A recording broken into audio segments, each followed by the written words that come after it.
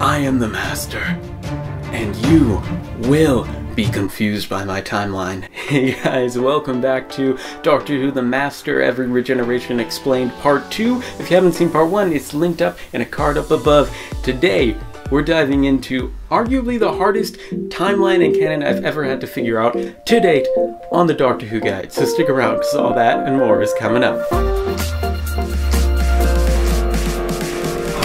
The best box set that you can buy for Doctor Who. Hey guys, welcome back to the Doctor Who Guide, helping you grow your knowledge collection and connection with other Doctor Who fans. If you're new here and that sounds like something you want to do, then definitely hit that subscribe button and the notification bell to do just that, because we have new videos coming out every single Saturday. There are 4 things you should know before we get started. Rob from the YouTube channel Isolor99, he's the one who suggested this video and did some initial research to help get me started. His channel, which is a bunch of awesome Doctor Who trailers and collecting content, is linked up above. Second is a huge thanks to TARDISWikia.com. They are not a sponsor, but without them this video would not have been possible. They're an amazing website, and it helped explain so much that it just became an integral part of this script, and I will be quoting them a lot in this video, so huge shout out and thanks to them.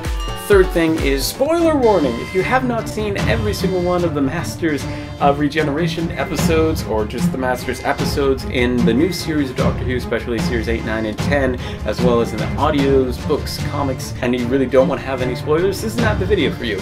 There's some other awesome videos that are linked up above for your enjoyment. Fourth and final thing is, if I'm looking off to the side for any reason, it's because that's where my laptop is and there are some very important specific notes that I need to get right. Let's dive right in. So we left off with Gordon Tipple, who plays the Master in Doctor Who the TV movie, and we don't see very much of him visually, but he is the Master who is in his 14th incarnation with 0 regenerations left, and he is being executed after his, I'm certain, brief trial by the Daleks. This Gordon Tipple body is probably another stolen body that the Master just body jumped into, although that's never confirmed. He does kind of look like an Anthony Ainley Master, or maybe an older Roger Delgado, but depending on how much work you want to do with your canon, it's easier to say that he's another stolen body.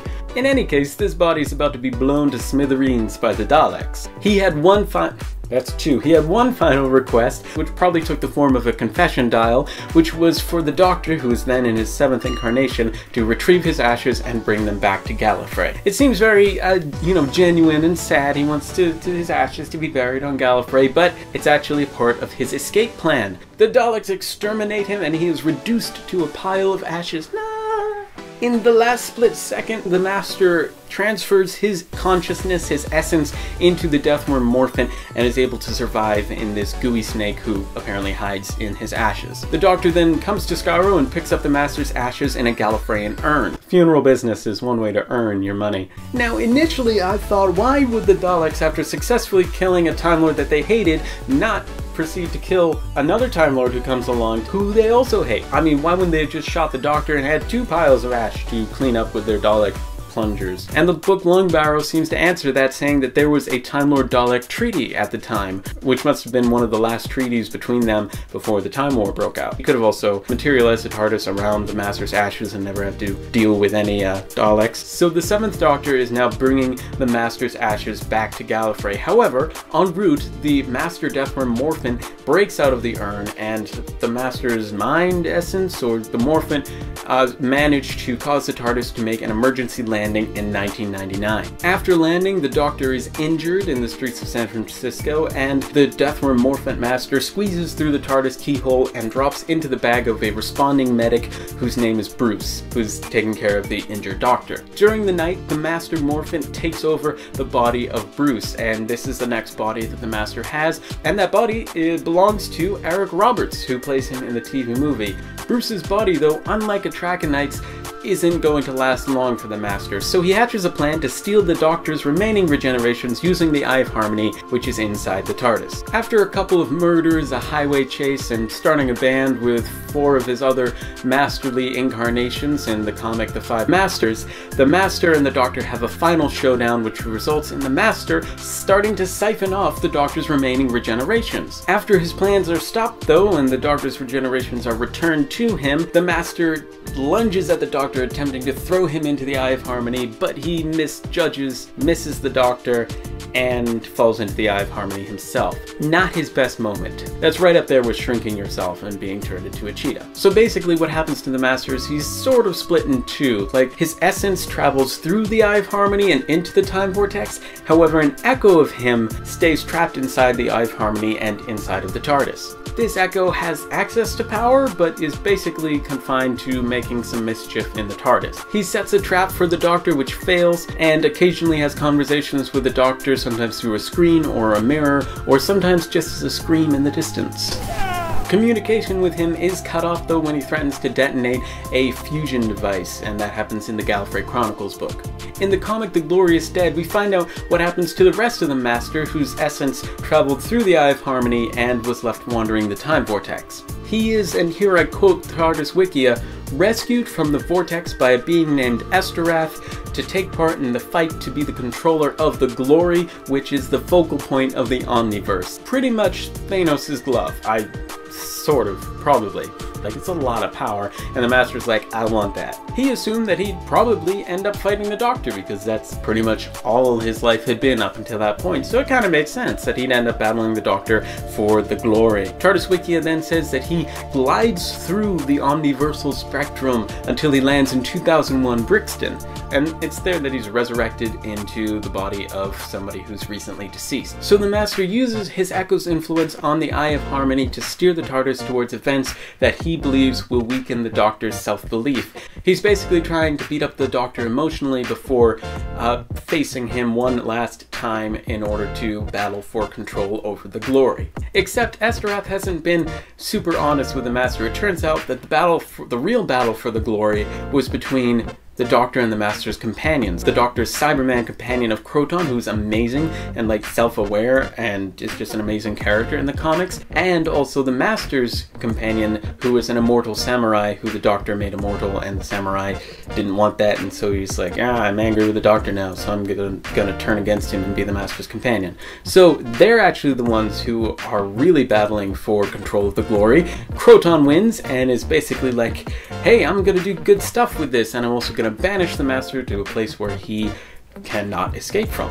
Perhaps Croton banishes the Master back into the Eye of Harmony? That wouldn't really make sense because he banished his influence from the TARDIS, but in the short trip Forgotten, the Master escapes the Eye of Harmony, and that's sort of the beginning of the story, so trying to get that to match up with other things is confusing. Yeah, just sort of realizing that now. Help me explain that in the comments below. But basically, the Master escapes the Eye of Harmony by influencing a man's dreams, so that the man now wants to unravel the Doctor's timeline. He then jumps in the body of a man named Sir George Steer, and then he gets knocked out of that body by, believe it or not, a rolling pin. He gets hit, and that's embarrassing. I mean, really.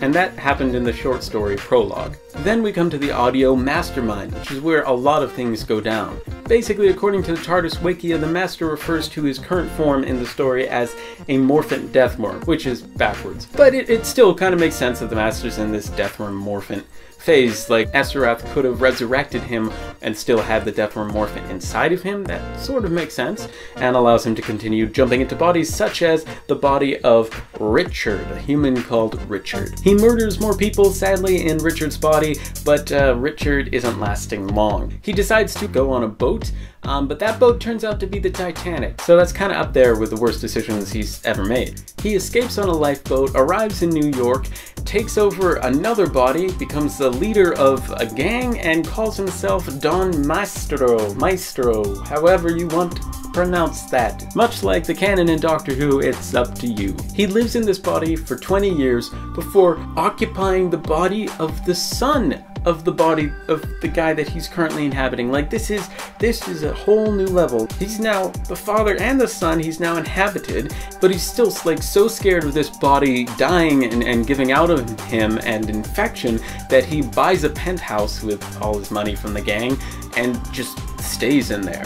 Years later, the son of the body that he's wearing, so the grandson of the original body that he jumps into confronts him and traps him in the penthouse. So good for you, grandson. Unit were then alerted to the presence in the penthouse, and they find the Master in a comatose state. Unit takes them to one of their vaults, where later the Master wakes up and is interrogated. However, he hypnotizes both of his interrogators and escapes from the prison when he finds his TARDIS in one of the other rooms in the vault. Unit, you had one job. Like, maybe if you're gonna bring the Master into a prison, don't put him a couple doors down from his TARDIS. Hey guys, it's future me from the editing booth, and I honestly didn't mean for this to become a video series. I thought it'd be just 2 parts, except that I wrote the script and it was 3,754 words, and the footage was like 2 hours and 11 minutes long, so there's still like 26 minutes left. I didn't want to throw that all at you guys now in one video because, face it, I wouldn't even watch 38 minutes.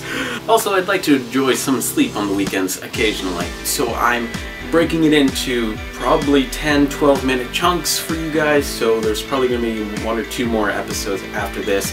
They're either coming soon or linked up in the card up above for your enjoyment. What's coming up next are some of the craziest regenerations and the craziest time for the Master. We're going to see how he dies now, finally, and eventually gets a regeneration cycle.